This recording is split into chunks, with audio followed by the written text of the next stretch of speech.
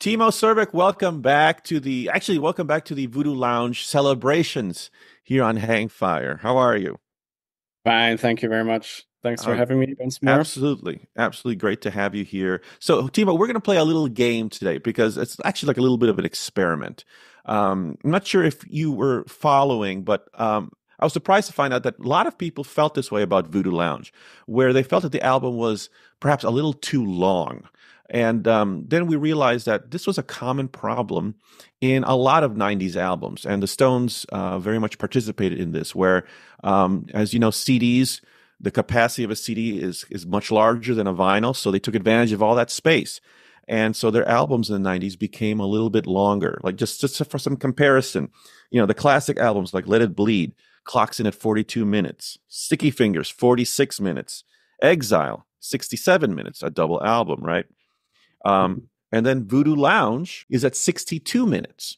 So it makes you wonder, is there a way to perhaps slim Voodoo Lounge down so it's a little bit in the same length as a classic album? So that's what we're here to do. So we both took Voodoo Lounge and we both slimmed it down to about a 45 minute album. Let's take a look at how we did on our lists. A lot of similarities, I think, in both of our lists, right? Sure. Yeah. Now let's talk. Now go ahead. You start. And how did you go about, pining this down to the bare necessities? What was your thought Well, process? for me, it has always been like a really perfect, energetic, but at the same time dark energy vibe on the first side of Voodoo Lounge. Because yeah, it's kind of a big sound change, isn't it? I mean, what has it been like 5 years in between this album and Steel Wheels? It's a different kind of energy. It's more raw. It's darker. But I feel like they really took advantage of that and put as much of that dark, um, mysterious energy on the first side. But at the same time, like with Sparks will Fly, it's going to be little bit lighter. And I've Mhm. always loved that. I mean, You've got Love is Strong. You got Me Rocking, Sparks Will Fly. You kept the first three songs from the mm. original album. You feel strongly about those three songs, huh? Oh, I do. I do. Well, I for sure love the live performances of You Got Me Rocking and Sparks Will Fly. I would have loved them to play Love is Strong live more, but I don't think it fitted Mick's live voice that well, I think. Because it's quite a deep part. Sparks Mhm. Will Fly is a fun song. It's juicy. I love that all these songs they usually have like a really interesting bridge or solo parts. I mean, yeah, I've always been a sucker for Mick Jagger's harmonica performances. You get that right away in Love is Strong. These are like the essence of Voodoo Lounge for me. These three tracks.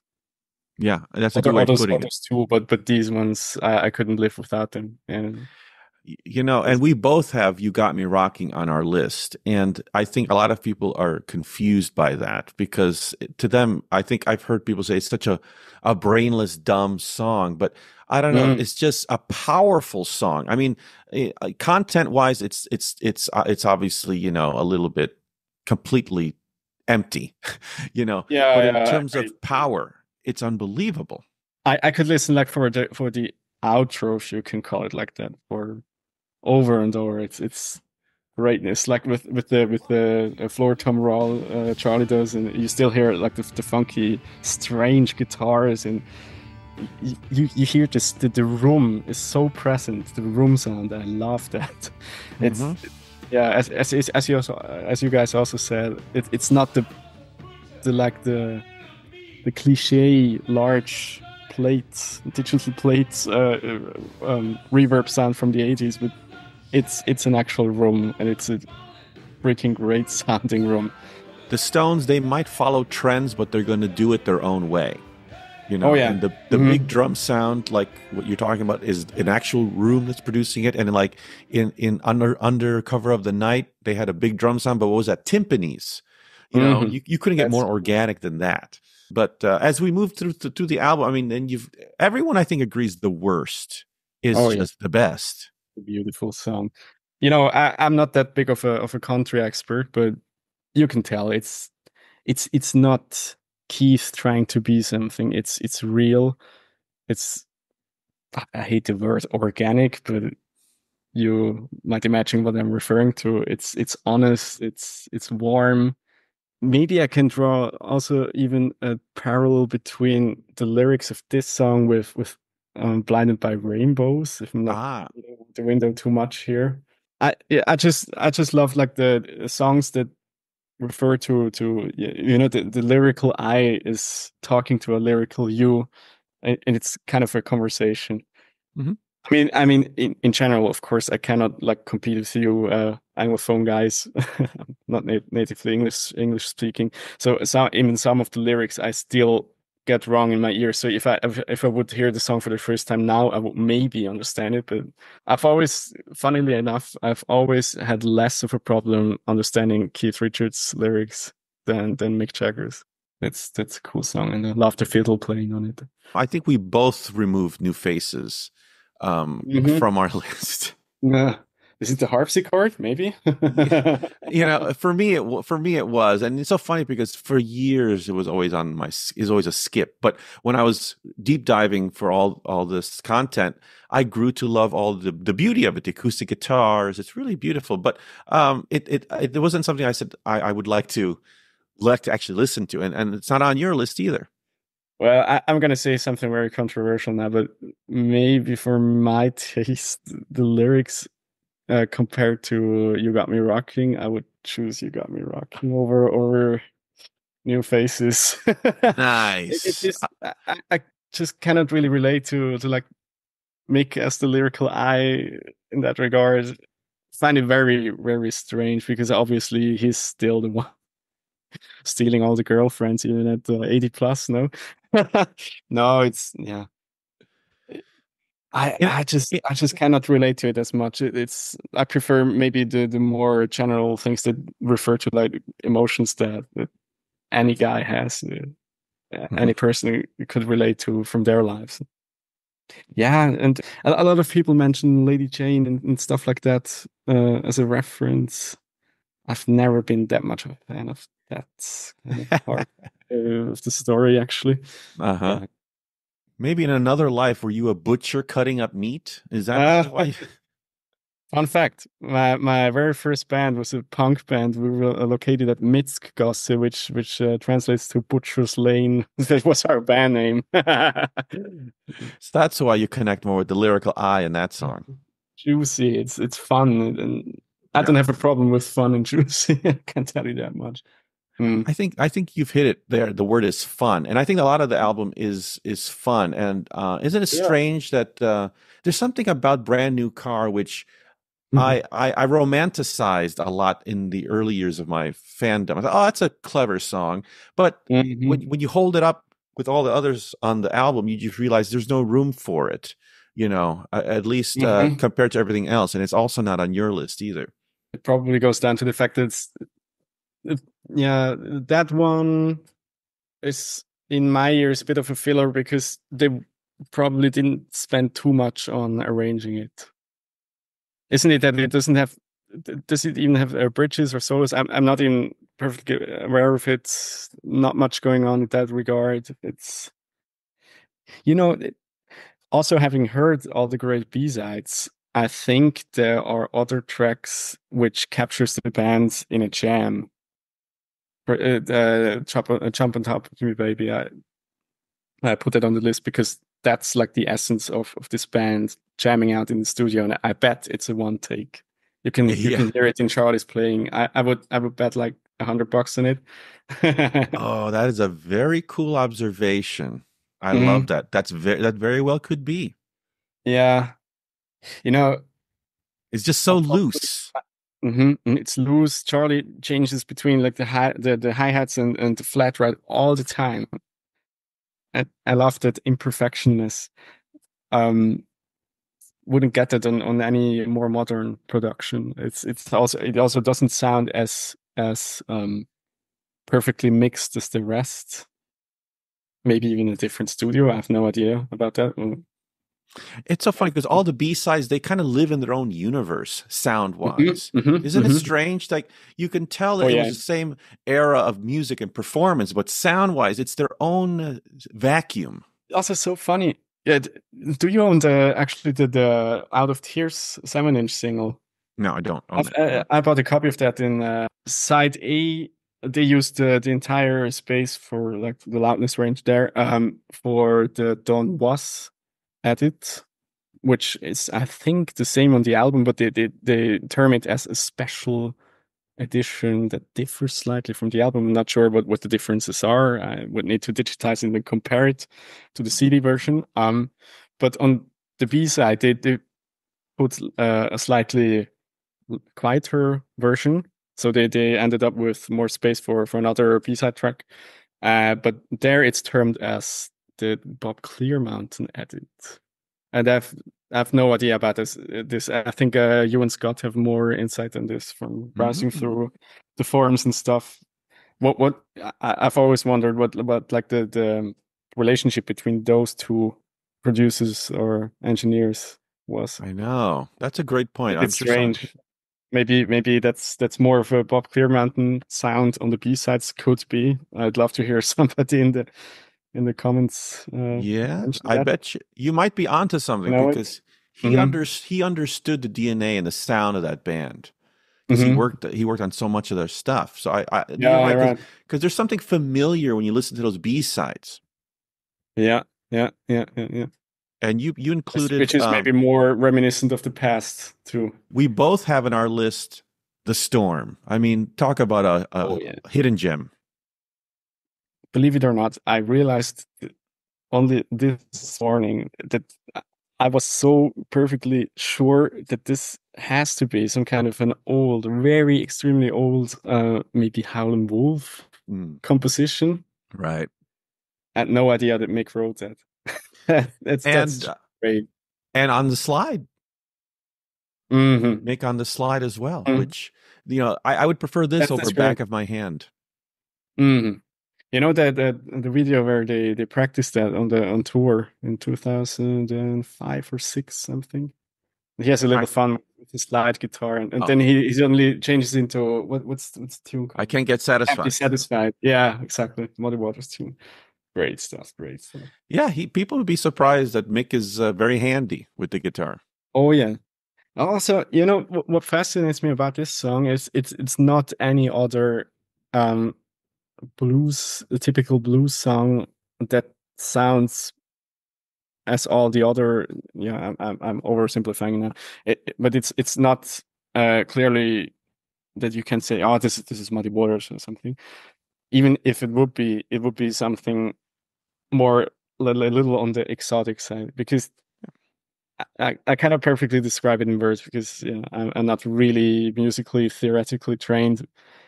It's got something to do with the harmonics, I'm sure, with the melody, how it's. Isn't it also that like the bands they join in after the first verse or something, and then you realize, aha, okay, it's following this kind of chord changes, because at first if you only hear the voice following the slides, and then you don't quite hear what's going on chord wise. It's really tasty. That's You're right. It's very original. hard to make up. Yeah, It's exactly. you're right. And it sounds like an old recording, Oh yeah. which is strange. Hmm. Now, Timo, can you make the case? Now, you don't have to sell me because you're preaching to the choir on this one, but I Go Wild to me is more of the party, more fun, and it's to me irresistible. You just Yeah, covered it on your channel, the I song. did. I did. It was so hard to. I'm still not very satisfied with the snare sound I got out of that recording. It must have something to do like with the room they did that in. It was really hard because I actually went out on the internet and bought a secondhand snare that was the exact same model, and uh, yeah, a friend of mine helped me out in this and finding the correct model and stuff. Nice. Yeah, that's it. It just has another special energy. But I maybe still in a thought process about this song because I wasn't aware until the talk with you and Scott about it not being a Keith riff. I wasn't that much aware of it. I realize it now. All right, that's probably a Telecaster sound of mix and not of Keith's. Right. Right. Yeah, it's Well, it because fooled me. I It know how fooled it me early. sounds. Sorry? It fooled me early before, Mm, early when I was listening sure. to this. Yeah, yeah. I mean, we could maybe have like a discussion about if Mick's allowed in his right to like do a Keith, so to speak.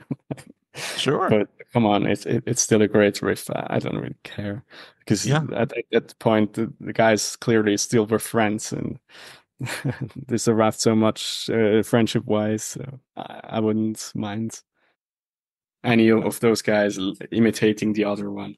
Absolutely. And, it is a brand after all, Oh for the yeah. band. So, can you talk about Charlie's drum part here? Because on your cover that you did so faithfully, it was so great to see Charlie's moves on this song, which I think a lot of people would be surprised by, right? Mm, mm. I was really inspired. I think you once described it as a very busy Charlie part, and that's what's always struck me about this song. It's you can't get your ears full of that drum sound. It's great. It's quirky. It's almost even like some kind of hyperactivity going on, and like it's for me the perfect antidote for any sorry stupid guy claiming that Charlie was just like the bare minimum. He's like this lazy old school guy, and no, listen to the 90s stuff as well.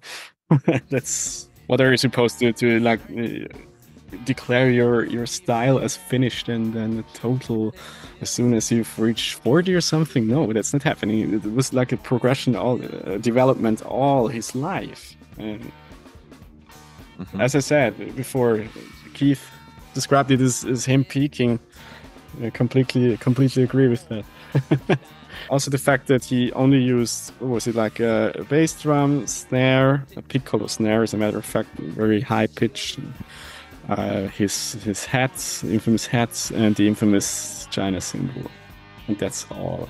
Right. And Oh, Fritz. everyone should do this. Listen to I Go Wild on the Mm, album and go watch Timo's cover of it because you're basically seeing as close as we can get home video, right, of Charlie like performing because Timo duplicated the complete setup and the whole arrangement of the drum set completely. And to see that he had such a small amount of tools in front of him, yet a mm, big sound, yeah. very very busy animated sound. It's Oh yeah. wonderful. It's amazing.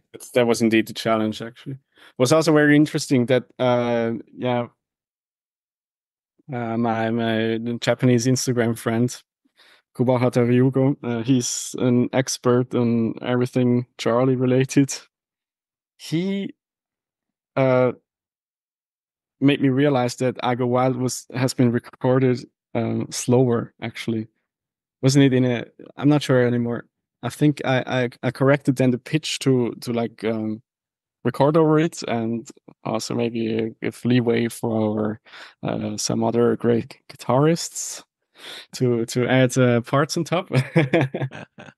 Nice. I'm um, working on it. yeah, sure, cool. Um, no, there's really something about this small change in the pitch. There's also Adam Neely made a fun video about that just gives you so much more excitement in the sound, which is it's really like mind blowing what that change can do. It's just yeah, it's the same if they just probably just sped up the master tape a couple of percent, not that much actually. I didn't know And that till you mentioned it to me. it's a completely different sound. I also followed that production step. I recorded it in the probably original key of D major, and then sped up the final video again. That's such a cool effect to Yeah, like witness. it adds authenticity. I didn't know about it. I think people would be surprised to know about that Oh detail. yeah, So they were, Yeah, he has that this adds to the restless years. experimental vibe of this album. This album was very experimental Sure. in many ways. I don't think Hmm. we should leave the conversation yet without talking a little bit about Moon Is Up. That's the kind of performance, the kind of like what you see street performers do, right? Where they're outside with buckets and they're kind of, Oh, right. isn't it that kind of image? It's As a just matter of fact, Charlie. oh yeah, oh yeah, Am I wrong to think that's the imagery? Is that Charlie has a yeah, bucket? probably. You know what I'm Hmm. saying? Like to me, that's what I'm hearing he's doing on Moon Is Up, which Hmm. for you Hmm. as a drummer, does that not blow your mind that he abandons his Yeah, setup to yeah, do sure. something like that?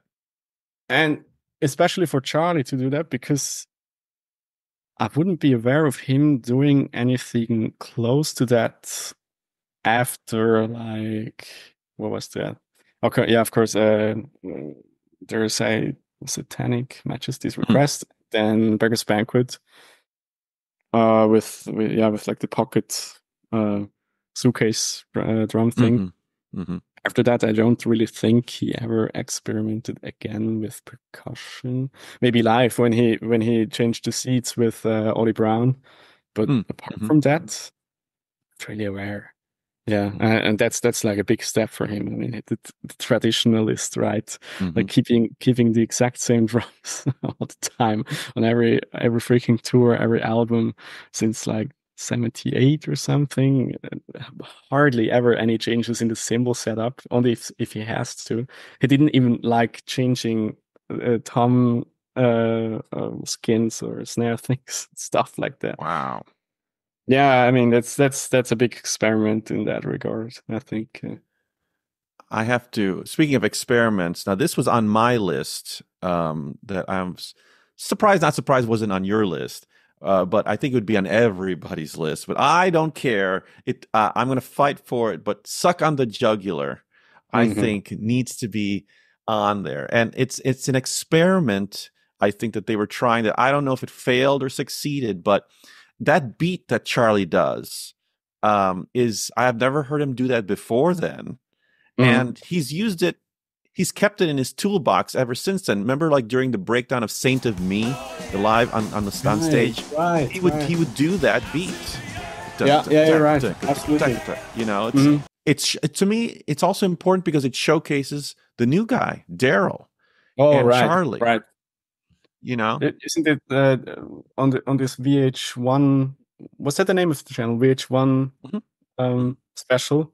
Like, They yep. also interviewed Daryl for a very short of time, and he's like lighting up and saying, this might be a kind of a different story with like my Chicago DNA in that. Speaking from the perspective of him, I can totally see that. It's as I said earlier on your channel, I totally love both bassist style, but I just gotta love Daryl Jones for his experience, his sound. That's Mhm. like maybe even a great, yeah, maybe a similar situation to like a Steve Jordan joining the band now after Charlie's passing. It just brings a new wave into the game, Mhm. but I cannot say it's a bad thing happening. Of course, it's not the old thing. You cannot imitate anything of that. Absolutely. It's still Yeah. great. Mm.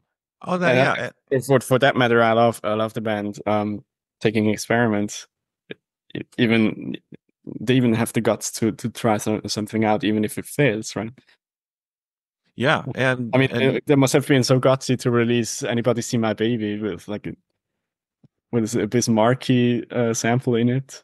It's right. like Oh, great. right. It's so cool. I mean, yeah, why not? And that's the thing that I think rubs people the wrong way. And this goes back, to how many other albums that they've had. That the minute the Stones experiment, people are like, Mhm. back in your lane. Yeah. And I don't know, that's fine. You're a certain kind of fan that wants the brand to stay on track, but there are other fans. And hey, we just all grew up in different generations, so like, And you as know, if it wouldn't be an experiment for white Dartford guys to imitate Muddy Waters and Chuck Berry, right? Thank you. Nicely Yeah. done. Exactly. So those guys never changed. They were experimenting then, Yeah, of course, yeah. and like you say, they were on a journey. Sure. Maybe let's put it like this. I wouldn't have included the Sock and the Jugular on my list if it hadn't the B part with the bridge, with the harmonica solo, Ah, like the modulation going on and all the right. funky stuff that you really hear Keith going into this 70s disco style. That's great. Yeah, he kind of he doesn't save the track, but there's a nice cherry on top where during after that break, but he does a little riff where it kind of stops and his guitar goes dun dun dun, and then it goes vroom, and the Daryl comes back and the song comes back in again. Right. Oh, Yeah, that's a sweet moment, and that's Mick. Sure. That's Mick on the wah wah guitar. That's all Mick. Didn't know that. Cool. Isn't that fun? That chaka chaka chaka kind of wah wah style. Pretty good. You know, there's this saying of the Beatles. They were 4 singers in one band, and yeah, the Stones were telling them, we only got barely 1 singer. Blah blah blah. Isn't it that they're almost all of the guys are actually percussionists? I mean, Mick picking up the maracas live. I mean, Keith even said in an interview that his second instrument of choice would have been the drums. Oh yeah, I never heard that. It's great in all aspects of musicality. But see now we're getting into. I love that quote so much. A band of drummers, and that's really the philosophy of jazz, right there. Yeah. Everyone on stage at the jazz band is a drummer. Music. Oh yeah. As we wrap up here, I want to ask you your favorite song on the album, your least favorite. Can I say, my favorite rocker has got to be "You Got Me Rocking." Nice. And yeah, of course, you cannot beat dark, but at the same time vulnerable mood of a ballad from through and through. That's also got to be on very high on top of the list. That's just. If you really listen to it with great headphones and put the volume up high, it's always, I always get goosebumps when you first hear those hits on the floor tom. They just blow you right away, and it's fantastic. What I cannot omit to mention is that I had trouble letting Baby Break It Down go. Hey, me too. Me too. I was a bit sad about this one. Yep. What eventually left it off for you? What was the deciding it's factor? Maybe the mood. It feels like a party that's gonna slow down a bit. Half of the people are lying down on sofas and stuff. It's that's maybe so true. It's not, the sound is not so much there anymore. It's funny. If you listen to the outtake, one of the alternate mixes of this song, and you can hear it on the final track, the background vocals that come towards the end are gorgeous. I don't know if you ever paid attention to the background vocals. Yes. They're very soulful gospel. It's Bernard in there. Keith made Bernard. it. Yes. I have a story about that. Oh, do you? Go ahead. I think since 2 years I have more of a personal connection to the song, because after the Berlin show in 22, I actually ran into Bernard Fowler after the show, and he personally asked me, "Well, are you going to see us at the show tomorrow night?" Are the Stones going to play again? No, it's not the Stones. It's the Rolling Stones project with Tim Reese and all the nice jazzy arrangements. And yeah, I can claim that I was personally invited by Bernard Fowler to his show, and of course I went, and it was so funny. They put up a small snippet of it on some chord changes from it on the piano, and he was going to the audience. Anybody recognize his song? And I almost screamed through and through, because it's got some similarities, and I'm so glad I didn't, because somebody else, baby, break it through, break it down. Yeah, it was a beautiful. There's nothing between us, or maybe too much. Whatever it is, it's too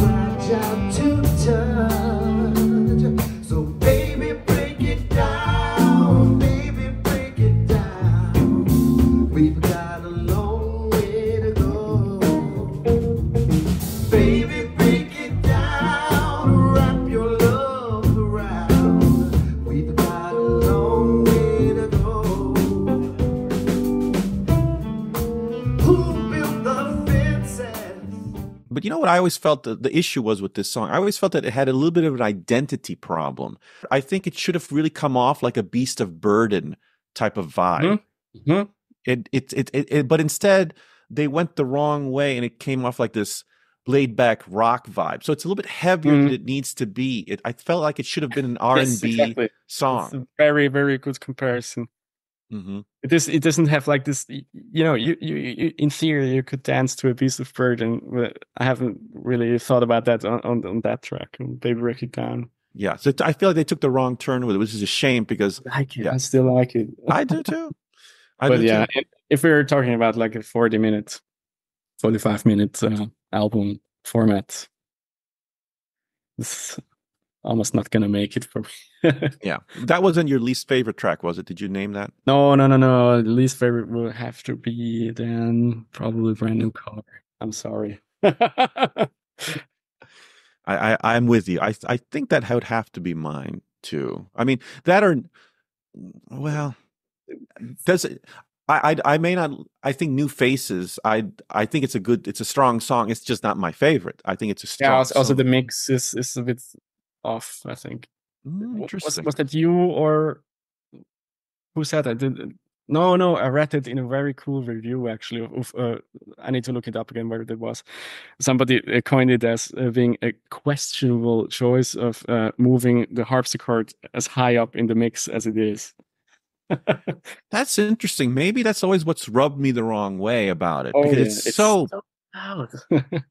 Yeah. It's even more present than if you know. I love the instrument. As a matter of fact, I love going back to like renditions of Bach recordings. I love the harpsichord, but usually with these classical records, they make you believe that you're listening from a far wider distance in the room than it sounds here on this album. So I wasn't even all the time aware of the fact that it actually was a harpsichord because it sounded so much different than the nice, large, like church-like room sound of a typical harpsichord. Right, like technically it should be in a setting of like as if it's in a cathedral or something. You know, exactly. Yeah. It wouldn't fit the song, obviously. So, yeah. Right. Yeah. Well, I agree with you, Timo. This has been great fun. I loved going through this album with you. Join me next year for the A Bigger Bang. I wanted to say the exact same thing. It's gonna be fun too. Absolutely. Before we go, can we tell people where to find your amazing work?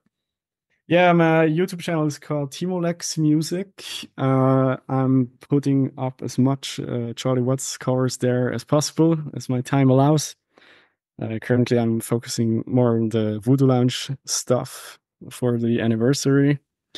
Let's see what I'm going to do next. Cool. I'm looking forward to it. Thank you, Timo. Appreciate it. We'll see you soon. Justin, thank you so much.